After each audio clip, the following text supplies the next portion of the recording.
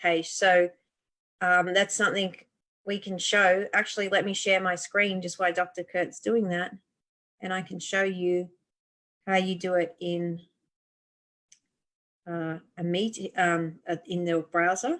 Let me just see here. We're live on Facebook too, so just letting you know. Okay, great. Yep. Okay. All right. So this is just, you know, if you go to Google, it doesn't matter where you go, you've got your browser open and just to clear the cache. So this is just something that's important to learn how to do. Can you see that, Kurt, in the top right-hand corner, the 3 little dots? Yep. Does everybody see that up in the top right-hand corner? Go up here in your screen. You see that where she's doing that? Okay. Yeah, 3 little dots. Yeah. And if you click on that, it brings a menu down and it says history. And then you go across to history again like this. So history. Now this is for the browser Google Chrome. If you're using Firefox or Safari, it'll be different for that particular browser. But here, if you go to history, and now what I can do is I can actually clear browsing data. And then I click on it again, and then it says time range, all time, or the past 24 hours, 4 weeks, etc. So you want all time. And then you click clear data. And that's exactly what Dr. Kurt was just doing a few moments ago. And the reason he was doing that is sometimes when you use Zoom and you're live streaming, it gets stuck and it won't stream. And you have to clear the cache on the browser, which is clear data here. And then that will work. And so it's something you need to know. Now, because we're covering the basics today, don't get in a panic if you can't remember this or anything. Just remember that there is an option to clear browser cache. You will need it at some stage in the future. So anyway, it's a little bit. You will need it. But yeah, you will need it if you want to live stream. That's right. That's right. Okay, so we'll bring up the slides, Kurt. Okay. Hi, everyone. Thanks for joining us today. Okay, you got to stop the screen share and then I can bring up the slides. Great. All right. Welcome to the webinar, everyone. And, you know, before I bring up the slides, Katie, I want to talk a little bit about the Stem-o-lytic product. Let me run and grab mine out of the kitchen. I'll be right back, okay? Okay, yep.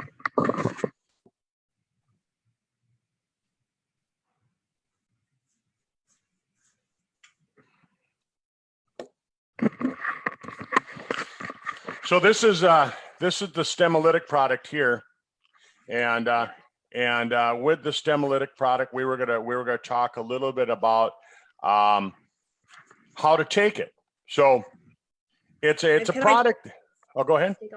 You know, I was just going to say I'll share my screen and log in and just show, because also in the back office we've got the information on it as well. Okay, but Stem-o-lytic, let me explain a little bit of how it works. Basically, it's cleaning things up. So you're going in and you want to bomb out all the dead, the damaged, the senescent stem cells, the stem cells that are causing problems, because they do cause problems in your body. So you take 4, and then the next day you don't take any, because now you got to clean up the mess. You got to take the garbage out. You got to clean up the bomb site. And then the next day you take 4 more, and then you don't take them the next day and you clean it up. Then you take 4 more, and you do that every day. And people ask about time. They say, well, what's the best time of day to take them? The best time of day is take them at night. And the reason why is because during the daytime, what are you using all your energy for? You're using your energy to go jogging, to lift weights. You're using your energy to think. You're using your energy to do things that you have to do during the daytime. At night, you're doing all your repair because you're going to sleep, you're relaxing, all those things. And so that's why it works better to take Stem-o-lytic at night. And that's a general rule of thumb with all nutritional products, is just think about it. When you're taking the product, if you're going, okay, this is for repairing my shoulder. Well, you're going to take it at night, right? If you're taking something that is going to improve brain function, take it in the morning. Unless you sleep, you know, when you're at work and you don't want to wake up, then take it at night. But right, Katie, right? Yeah, that's right. That's right. So, Kurt, we got a lot of people, and there seems to be quite a bit of confusion. Oh, is Stem-o-lytic replacing H-pill, and do I need to take both? Yes, you need to take both, because think of the H-pill. I mean, just a real simple way to think about it. Think about the age pill. What it's doing, it's removing the glycation and the lipofusion. So it's making the stem cells so they can function better. So it's working on making your stem cells more active. This is removing the damaging stem cells. So age pills removing the cellular garbage so your stem cells are more active. This is removing the damaged stem cell. Two different functions. You can't replace this with that, and you can't replace that with this. Because it's interesting because I had someone that had won a bottle of the Stem-o-lytic because we ran the competition. And I just gave them a call and I said, listen, happy to send you your prize, but I just want to let you know that if I send you the bottle, you really need to commit to taking it for at least another 2 months to see results with this product. It's no point taking it, I'll try it for a month. Right. I wouldn't really bother, because I think with the age pill, people see, with the age pill, when someone starts, they can potentially see results really quickly. I mean, I felt the result in 20 minutes. I felt a mood boost, and within a week, I could see the results on a double dose. I just don't think that that's going to happen with the Stem-o-lytic because of the way it works. It works differently. And Tom Senior himself even said people need to allow 3 months. So I actually want to discourage people from purchasing this product. If you can't maintain it for at least 3 months, you're better to continue taking your age pill until such a time that, you found enough people to join your business and you can pay for it so you can get it. So I just think that's the best thing. So I've just got to call a couple of people back today because they're like, oh, okay, well, I'll get the Stem-o-lytic instead. And I'm like, well, no, keep taking the age pill. Like, either take both or keep taking the age pill. So I just thought that was really important to share with people. And I've got here too, I'm just going to share my screen quickly. So I've logged into the back office of Sisel. Now, when you go to place an order, you can see, and this is the what's called the quick view, which is different to the catalog views. So there's a button here, a green button, and it's hard to see because it looks the same color as the other things on the screen. But if you click switch to quick view, and if I switch back, it'll go back to the catalog view where you see the pictures. And so if you look at the little arrow here below Stem-o-lytic, you can expand that. And there's some copy in there about the product. So you can always copy and paste that into a Word document. But if you scroll down, it's got all the information about the product, the ingredients, and it also has the directions for use there as well. So as Dr. Kurt said, you take 4 capsules once every other day. So you don't use it on the second day, and you repeat the 4 capsules intermittently every other day, on and off. So Dr. Kurt, so typically somebody's taking the age pill, they could take their 3 upon rising. They would then take their 3 before bed if they're going to be taking 6 in a day, unless they're doing 6 and 6, in which case they could do 6 in the morning or 6 at night. Having said that, I couldn't do 6 and 6. I go 4, 4 and 4. So Kurt, would they be able to take this product with their age pill at night? Yeah. Oh, definitely. Yeah. I take mine with my age pill every single time. Yeah. Okay, great. All right. Yeah. And I noticed this particular product too has a very good dose of B12, which I was super excited about because B12 is also, Kurt, I read that B12 deficiency can cause dementia. And in fact, they did a study of people in nursing homes and they found at least about 1/3 of them, the cause of their memory problems to be greatly contributed to the fact of being deficient in B12. Oh, yeah. 2,000 micrograms. Yeah, fantastic. And it's the methyl B12. It's the methyl. It's the best one. Yeah, it's the best one. Not necessarily the most stable form, but it's the best one for your body. Yeah. Okay, great. And is there anyone that can't take this product, Kurt? Who can't take it?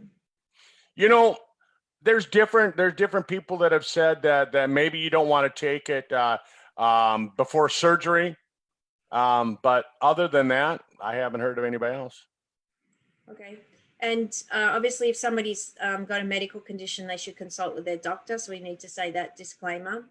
Right. The other thing is, Kurt, what about dogs? So would you change the dose down for the dog? Because I think I read Tom somewhere say that the dose would be the same for everyone regardless of weight. Is that true, or what's the deal with that? I think as far as like adults, I think the dose would be the same no matter what weight you are. As far as dogs go, I haven't really thought about it, but I would Oh, well, say if I was giving it to Chewy, you know, he's only 85 pounds. So I'd probably give him only a half dose. Two at night. okay. All right. Well, I might get you to refer that back to Tom, and we'll come back and share that next time, because I actually want to start my dog on this product. And Let me look up the ingredients and see if everything is safe for an animal. That would be my main thing. Is I just want to make sure that that none of it is hard on them. You know. Yeah. Okay, great. All right, so that's that with that part of it. Do we want to, if anyone's got any questions, drop them in the chat box, and then we'll continue on to the Zoom training. So Any questions? any questions, anyone? If you're asking the questions on Facebook, we can't see them. So actually I could check, but anyway, we'll keep talking. If I see a question pop up, I'll ask. But if you can put it in the chat box here on Zoom, that'd be awesome. Right. Okay. Or maybe somebody who's one of the viewers that's on both Facebook and on viewer on the Zoom, if you could relay the questions that somebody might be asking on Facebook. That way Katie and I don't have to go back and forth with it. Okay. Yeah, that'd be great. All right, so we'll move on to the next. Do you want to share your slides then, the ones that I sent you? Yep. You gotta unshare your slides now. All right, there we go. Yeah. All right. Hang on one second. There it is.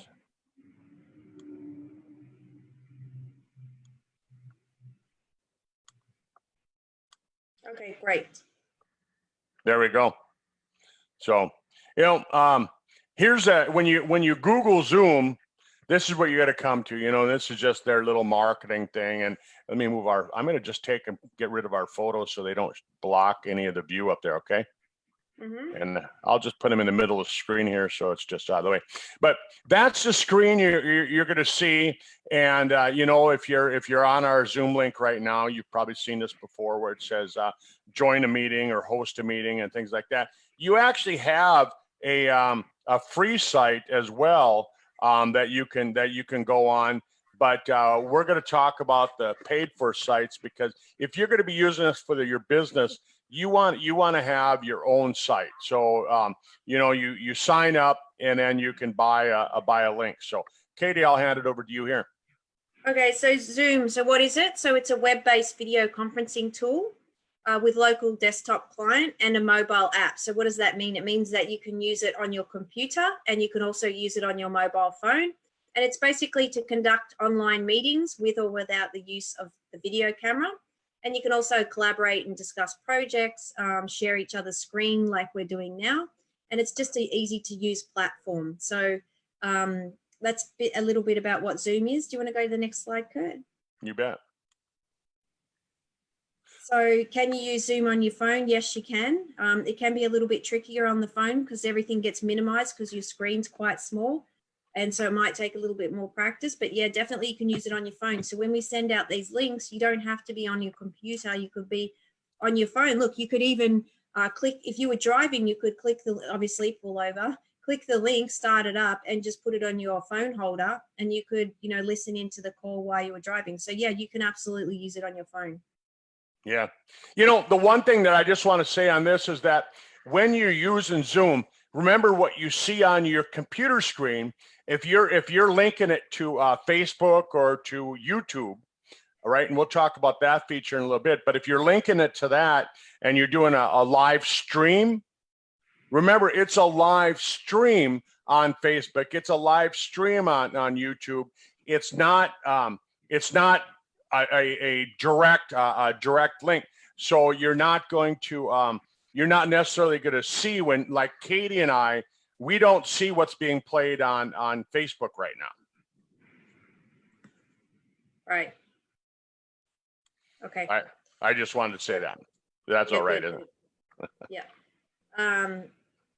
Okay, I've got a question from Greg regarding the Stem-o-lytic. I'll come back to that, Greg, at the end of the session. We'll just touch back on that towards the end. So we'll keep going with the Zoom stuff for the moment. So great, thank you. Yeah, prerequisites to get it working. So you need a computer. Obviously, if you're going to start doing meetings, you could do it on your phone.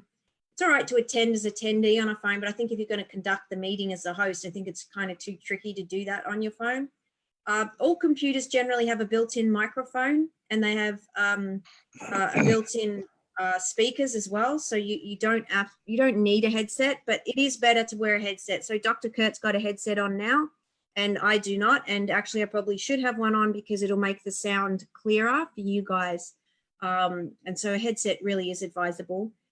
The other thing about having a microphone on a headset versus the microphone on your computer, I tend to move my hands a lot. I'm moving stuff on my desk, and all of that noise, you know, that scratchy noise that you're moving stuff around. If you're using your computer microphone, that stuff, it all gets picked up. Yep, it does. It does get picked up. So yeah, definitely the headset. And yeah, I apologize. I should have put mine on. But yeah, so that's about the mic. And sometimes when you connect with your sound, if it's not working, you could disconnect from the meeting and come back in. But there are meeting controls that allow you to turn on and off your audio, which we'll go through a little bit later and show you. So that's a really important thing. So I think the takeaway from tonight is just have a basic understanding of what Zoom is, how you can get an account, and also being able to turn your camera on and off, because this is a big thing when we're conducting meetings. Time and time again, we get people unmuting themselves or turning their camera on. And so it's really important that you know how to control those settings when you are attending a meeting, even as a participant. Oh, you definitely want to watch that camera, don't you? Oh yeah. Yeah, I need to be careful. I mean, I've heard someone, I won't say who it was, but you know, went to the toilet with the camera on. I've heard of worse stories than that. Yeah, so you want to be careful the cameras being on. I use this trick too, Kurt, sometimes. If you're worried about your camera being on and you don't realize, you can always get a little blob of blue tack and stick it over your little camera point on your computer, so that if you accidentally leave it on, you can't be seen. That's right. So anyway, that's just a trick. All right, do you want to go to the next one? Right. I was just going to say, Sandy and Karen, you might want to remember to put something over your camera once in a while. But you know, always learn how to do that. And you know, if you're in private, it's no problem. You can have your speaker on. But if you're in a room, you know, and say you're at an airport. I've done that before. I'm at an airport and I'm trying to conduct a meeting, and I have the speaker versus having a headset. It you know, you bother the other people around you, and so you know, just something. And technically, you could hold a meeting in a more noisy spot with the headset because you got that sound control. That's right. You know, so. Okay. Yep, this is how you sign up for an account. So I suggest after the call, if you haven't already done it, go ahead and do this. So initially, you know, it's free. And so you can have a play around with the free account. You just go to the sign up, it's free, that big blue button in the right corner. So you enter your email address and click sign up. I don't recommend signing in with Google or Facebook. You can do that. A lot of people do that because it's convenient. Then they don't have to remember their password because they've only got one. Then they've got access across your Facebook account. And from a security perspective, long term, it's better to not do that. I'm going to go to the next one. Yep. Yeah, so it'll send you a confirmation email to confirm that you actually requesting the account. I'm going to go to the next one. And that's the email will look like something like that. You click the big blue button, activate your account. And then you want to go to the next one. Yeah, and then once you get there, your step to activate your account is going to ask you your details and for a password to set for the account. And then this bit's optional. You can skip this step, which you may want to. And then you just you've done. You've got your account. You can click that button, the white one there. Go to my account, and you're in. So so you got so now you got your own personal meeting room. You look at that number there, and you know, like in this case, it's the 958-396-2718, and that's your personal meeting room from then on. And so if you want to invite people, say I want to have a conference call with Katie later on, I could say, hey Katie, just join me on Zoom. Here's my ID number. Yep. And that one stays the same. Your personal meeting URL would stay the same, so you could use that for any time and know that it's not going to change that particular one. So do you want to go to, Yeah, this is what it looks like, the account. Once you've created a free account, you log in and it looks like this. You've got a few features there, and so we'll go through some of them, but initially it takes you to your profile. You've got the option, and I highly recommend doing the see where you've got that little bubble head there, Kurt. You can click change and upload a photo of yourself. That way, when you join a meeting, if you've got your camera turned off, it'll display your photo so people can actually see who it is, and they put a face to the name. There you go. Perfect. So talking about pricing, now the price here is $14.99 US per month for the paid account. So there is a free account. You've got a limit of 40 minutes for any more than, I think it's 3 participants. We'll go through that in a second. I thought it was 40 minutes for any meeting at all, actually. Anyway, so that would be fine if you're having quick meetings, but if you're going to use it as a proper business tool, I think you probably would need to buy the paid version. It's $14.99 US a month, or if you change the currency at the top there, you can change it to AUD and they charge you 21 Australian dollars a month for the account. Yeah. Now with that account too, we were just discussing this. I said in a meeting last week, and if you're on the call today, that's great. When I was doing the training last week, I said, if you want to stream to Facebook, you need to pay the extra feature, which is an extra 40 a month. You actually do not. They've upgraded the software, and now they include streaming for meetings in the paid version, the lower cost one, which is, the $20, around about $20 a month Australian, or $14.99. I think it was $14.99 US there on the previous screen. And you can actually stream and do live streaming to Facebook or YouTube with that account. Right on. So that saves a bit of money. I actually got a refund from them, a big refund, because they didn't let me know about that update. So that's all good. So we're going to just cover quickly your profile, which we've touched on a little bit, how to schedule a meeting, join and host a meeting, and then what is the difference between webinars and meetings, recording, and just where the settings tab is. So Kurt, do you want to go to the next one? Yep. Zoom help. If you need any help whatsoever with Zoom, they've got a 1-800 number. It does dial through to their US office. Now, I did recommend this number to a couple of people in the team on Monday, and they've tried to call and they didn't get any help. Zoom is absolutely inundated with help calls at the moment. And the reason is because everyone's working from home, given the current situation that's going on. And so this company is doing extremely well, but this customer service is inundated. So you may have trouble getting through. Generally, they're excellent. If you can't get through on the 1-800 number or they don't get back to you, they've got an online chat that's available 24/7, and you can ask any questions and they'll help you. Okay, running a meeting. So this is when you run a meeting and you schedule a meeting. So say, for instance, in that screen before it said start your personal meeting now, and you can give someone the ID.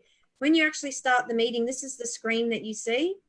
And the main thing that you want to pay attention to is the buttons in the left-hand corner. Actually, you see the screen too when you join a meeting somewhat. You don't see you do see the same screen when you join a meeting. But in the left corner, the things that I want to highlight to you is, see how you've got that little mute button and the start video? That's where you control your camera and your audio. So this is really important to pay attention to. The buttons that you've got there in the middle, if you were running this meeting, you've got 2 ways to do things, like with many computer programs. So you've got the join audio button there, so you can test your audio and make sure that your computer's connected properly. But you can also do it in the far left corner too, if you click on the mic, the little arrow next to the microphone. You can share your screen, which is what we're doing now. And you can also invite others. If you click that little bubble head in the middle of the screen, it'll bring up the option to send an invitation to someone to join the meeting. You want to go to the next screen, Kurt? Yeah, I was just going to say down along the bottom, I know you might cover this later, but you see the little chat bubble there? And those of you that are on the Zoom call with us, you've been on it before, that's where you ask questions, things like that. If you're making a recording, like I do a lot of recordings, I'll do different recordings, and I'll use my Zoom to actually do my recordings, because I can stop and start the microphone. If I get a phone call, I can hit pause, stop recording. And then that way I could take my phone call and I can get back to my video, my training that I'm doing. And then under the More tab over there, that's that's where you'll hit the live, or you can hit the recording, different things on there. Mm-hmm. Okay, so this screen here, yeah, so we were showing, so in the top right corner now you can see you've got participants. So when you're hosting a meeting, you can actually see all the participants who have joined. Actually, even when you're joining a meeting and you're not the host, you can see the participants for a meeting. But what you'll notice is on the top right-hand corner, see, it's got me listed there. This is just a picture, by the way. But if you just click on the little camera, see, the camera's got an arrow through it. So in this particular instance, it means that my camera's turned off. But see how the microphone doesn't have an arrow in it? It's that little tiny icon in the top right corner. There's no arrow through that. So it means that my microphone's on. And so I can click those on and off. So when I click on them, they turn on. And when I click again, they'll turn off. And you can tell that if they're on or off by the fact they've got an arrow through them. So learning how to turn your mic on and off and your camera, really important stuff, whether it be you're hosting a meeting or even attending a meeting. That's right. Yep. And when you're hosting a meeting, you do have control of that panel. And so you can control the other people that are there. You know, let's say that I wanted to mute Katie, I could mute her out just by clicking on that. And since we're co-hosts, we're both hosting the meeting, she could do the same thing to me right now too. So you can silence somebody that way too. Yeah, and you can tell if there's noise coming from someone because that little microphone will turn green. So sometimes we're on a call, we might have 30, 40 people on it, and somebody's got their mic turned on and they don't realize, and their sound's kind of interrupting the meeting. Now, that's because they've turned their mic on. And so what we can do is we can click on it and turn it back off. Yep, and so there's the settings in the bottom corner. So see how there's a little arrow? So now if I draw your eyes to the far left of the screen, you can see a little icon that says start video. If you click that little arrow pointing up, that's an indication there's menu options that you can play around with. And there it actually shows you that you can set which camera. Now, most of you would only have one option there. It would say integrated webcam, and that's the camera that's inbuilt into your laptop or computer. And that tells you if it's on or off. And then here on the left side, if you click the little arrow next to the mic, it tells you where your speaker's coming from. And so sometimes your speaker, like for Dr. Kurt at the moment, he's got two speaker options because he's got the speaker on his headset, but he's also got the speaker on his computer. This all should work by default. I mean, you really shouldn't have to muck around with it. Your computer will be smart enough to pick it up, but sometimes you do. And you just need to know where those settings are so you can toggle between saying, okay, I'm using my headset, or no, I want to use the computer sound versus my headset. So just to know those settings are there. It might seem super confusing. Don't be overwhelmed. Just if you take in just a few things at the moment, then that's fine. This is certainly something you wouldn't get to know how to use unless you're actually using it. Again, I'd just say the most important thing is knowing how to turn your sound on and off in your camera. Okay, so there's the share option at the bottom there. So anything that has a little arrow means it's got a menu that attached to it. But so that green button at the bottom of that picture where it says share, that's how you share your screen. So if I said, Maria, can you just share your screen so I can see what's going on, with your presentation, and you click that little green button and it will share your screen. It would bring the next screen up. I think go to the next screen, Kurt. Actually won't bring this screen up. I'll go to that, come to that one in a second. Yeah, go ahead. Yep. So basically, I'll actually go back one, Dr. Kurt. Yeah, so when you click that button in the middle that says invite others, this is the screen it brings up. So you can actually send them the invitation to the meeting via email, or you can just copy the webinar link or the meeting link. So go to the next one. Okay. Yep. And so now you can test your audio in the left corner too. When you click on the mic, it says, do you want to test your audio? So you can test to see that you can actually hear the sound and that you can they can hear you. So there is a test feature next to the mic in the left corner when you click that little arrow. And so that's a good one to know how to do too, because sometimes you go, oh, is my audio working? I'm not sure. Can I hear them? So you can actually test it. Yep. And then this is the screen where you can actually select, do you want to connect via your computer audio or do you want to use your headset? Yeah, or you can dial up on your phone too. So if you want to have your sound coming through your phone versus the computer. Yeah, that's right. So you could connect with the computer and turn the sound off on the computer. You would need to have the sound turned off, and then you could dial into the meeting with your phone. Then you could hear the meeting through your phone, but you could watch it on your computer. So you can do stuff like that as well. So I just, before we go on, Kurt, we talk about, it can seem overwhelming. Just, do you want to share with everyone on the call how you felt when you first started using Zoom? And all right. Well, I remember when Katie, she called me up one night and she said, this was about 2 years ago. She said, Kurt, you got to go on Zoom. We can't use conference call anymore. It's a dinosaur. And it's just too hard for people. And I'm like, oh, come on. I don't want to have to learn something new. And I really just didn't want to do it. And I was used to use my free conference call. And I remember that first night, Trevor and Katie and I jumped on there and we're talking and I'll just tell you what, jump on, get a bunch of your friends together and just play around with it and have some fun. You're going to make some mistakes. I mean, I remember if anybody, if you remember when I first started doing my Zoom calls, I mean, I'd drop the call, then I'd have to dial back in, then I'd drop the call again, then I'd have to dial back in. And then when I was trying to share and I'd try and share a screen and I'd forget to hit the button and Katie will go over that, but there's a little button that says, do you want to share the audio from the share? And I'd forget to hit that, and then I'd go back and I'd have to hit that again. And I mean, you're going to make mistakes. Just don't let it bother you. Just tell people, hey, I'm new to this and I'm going to make some mistakes. Yeah. And I think people get scared of that. And it's like, you just have to persist with it and allow yourself to make mistakes. You can always test it with a friend or a family member. And look, you could use this for family members. Say you've got somebody overseas and you want to call them, say, look, I'll send you a Zoom link, jump on the Zoom link and we'll talk via Zoom. That way you're getting practice using this program and there's no pressure then. And you can do calls this way. And then if they want to show you photos on their computer or if they wanted to share something with you, you can share screens and you can see what's going on. So it's really a fantastic tool. I love it. I love it. Yeah, it's a great tool. So, when Katie was talking about sharing, that little green button, you see the one that's highlighted down in the bottom there and it says share. So when you hit that button, this is the screen that's going to pop up. And I've gotten really used to it. And I was just talking about it. See on that screen that pops up in the middle of your screen, it says share computer sound, right? Share computer sound.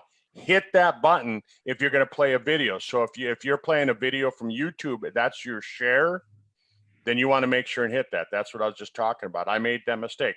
But you can pick all your different open things. So like if I want to share a photo, I actually have to have the photo open on my computer. Otherwise, it won't show up on this screen. Good. Yep. Right? Yep. And I think with this video and the tips that we're giving, like you would, if you're going to use it, you'd need to probably be taking some notes now, or if not, go back and watch the recording and take some notes. And then after you've taken some notes, you can start having a go, especially if you're someone who's listening to the live call now, or if you're listening to the recording and your intent is that you're going to start doing some meetings and have a go at doing that, then these are the sort of things you'll need to pick up along the way. But, don't be overwhelmed. Just give it a go. Like, just give it a go. If you fumble through it, you just keep fumbling through it until you pick it up. And you have to be kind to yourself. So say, for instance, I'd clicked share screen and this was sharing my computer desktop here, the file manager. Then this is what you'd see. So just go to the next one, Kurt. Not sure. Now, what happens here, and this is a really important point, is when you actually share your screen and you're hosting the meeting, what can happen is the whole screen minimizes. So you can see at the moment, running along the bottom of the screen, you've got a little menu and it compacts the whole program into a little tiny menu. So it puts the mute button, the mic button, the camera button, manage participants, and it all shrinks it down. So if you want to actually see what's going on, you need to click on the different buttons there to access the Zoom features, because it will minimize it once you share a screen. Do you want to go to the next one? Yep. So there you go. Yeah. Yeah, and so then what will happen is you get the management participants box. So sometimes you guys might see me hosting a meeting and all of a sudden a black box appears over the screen. And the reason that black box is appearing is because I'm actually seeing that manage participants box myself, and I'm trying to mute someone who's unmuted themselves during the meeting. And that's why that black box will appear. From a participant's perspective, it look like a black box. From the host perspective, I can actually see the participants and who's unmuted themselves. Oh, that actually shows up. Yes, it actually shows up. So if you're sharing a screen, and so say for instance now someone started talking, then I would need to click the participants and find the person who's talking, mute them, and for everyone watching, they're going to see that as a black box overlapping the screen. So that's why it is important to learn how to unmute and mute yourself, and also mute and unmute participants. So you can see the different options there too. So we can mute participants on entry, but we can also stop them from unmuting themselves too, Dr. Kurt. See, it says there allow participants to unmute themselves. So if I untick that option, then they're locked and they can't actually turn their mic on. That's a good feature sometimes. Yeah, because we need that feature. And so I think Michael's raised that before. And then once you've finished, if you're going to live stream to Facebook or YouTube, it's under the more menu option, and you can see there it says live stream on Facebook or YouTube. We won't go through that today, but just know that feature's there. Yeah, and then you can end the meeting there if you want to. I think you want to go to the next screen, Dr. Kurt. Yeah, so you click the end meeting and then it would end the meeting for all. You go end meeting for all, say your goodbyes, and that finishes the meeting. Yep. Otherwise, if you just want to leave the meeting, let's say that you have to go back to work or something like that, and say I was going to continue the meeting, but Katie had to leave, she'd click the leave meeting, and then I would continue to talk. Yeah. Oh, these I just thought I'd throw these two slides in. So other tools, if you're running a business, I highly recommend. If you have an iPhone and you're listening to this recording, download the app A to Z Contacts. It is fantastic. It allows you to send group messages out. You can create a group in this app, and you could send out custom messages in a matter of a couple of minutes to 50, 100, 200 people, and it's one-to-one, and it's not like a spam thing. So this particular app is really useful. That only works on iPhone. If you've got an Android, the app I recommend is Hand Sent Next SMS. That allows you to send group text out as well. I haven't used it because I don't have an Android, but I've read up the reviews on it and it seems. What is it again? Good. So for an Android phone, it's called Hand Sent, HANDCENT, Next SMS. Okay, good thing to know. Yeah, and this is what it looks like a little bit on the Apple phone. So we'll just go to the next screen. And then the other tool that Dr. Kurt and I use, do you want to go to the next one? Yeah. This is the last screen, is MailChimp. So I just thought I'd throw that in there. That's the other tool too that you could have a look at. It allows you to send emails out. So if you've got a team of, I would say if you've got a team of 5 or more people, I would start learning to use this tool now. You definitely should. Yeah, because that's one of the things that I started talking about back in November or December. I'd really like it for everybody to become a leader. And so what I'd really like to do is like newsletters, or how Katie will send out announcements to the team for us, and you'll get an email. We use MailChimp for that. And so you can import your contact list from your Sisel website, and that way you can have a constant upgraded a list. Yeah, it's an important tool. I mean, as I said, if you've got 5 or more people in your team, I would start investigating this tool for moving and continuing to grow your team, because then you can keep in contact with your team, and it's different than just sending an email, because you can actually see if they've opened it, if they're participating in it. And it just gives you a lot of great things that you can do with it. It's free up until 1,000 subscribers. So you can use it initially for free. The same as you can use Zoom initially for free. So those tools you can use for free just to get going. So those are the tools that I heavily rely on. And if for anyone who's building a big business, then this is the things that you would need to learn. Don't be overwhelmed. Like, you don't need to bother with it now if you don't have more than 5 people. Yeah. that's it. That's all I had to share. I've got a couple questions here. So we'll come back to the questions and then I guess we'll wrap up. We've got here, Michael says, read the participants box. So black box does not appear on the share screen. If one has a second computer screen, can you move the participant box? I don't know, Michael, because I don't actually use a second monitor, but that's in theory sounds logical. I don't think many people have a second monitor set up. It's a fairly, generally IT people are the only people that have two monitors running. So yeah. And then Greg was asking about the ingredients in the Stem-o-lytic.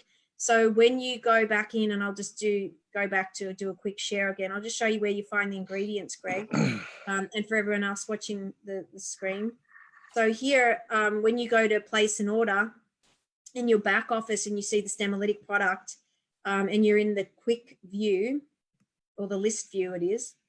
See here, it's got switch to catalog view. You can toggle back and forth between the two views. So if I click on that, I'll just show you what happens. It goes to the picture view, but then it says switch to quick view. And now I switch back to quick view. I always recommend using quick view. I just think it's easier unless you want to see pictures. So then each product in your back office has a little arrow. This applies to any country. If you're in the US or Canada, this applies to you too. And if you click on the little down arrow, it gives you all the product information on Stem-o-lytic. And if you scroll down, you see the ingredients, and it's got an ingredients label there as well. So you can copy and paste this text into a Word document. This is the official literature from Sisel. So I think that was it for the questions. Is there anyone else that had a question?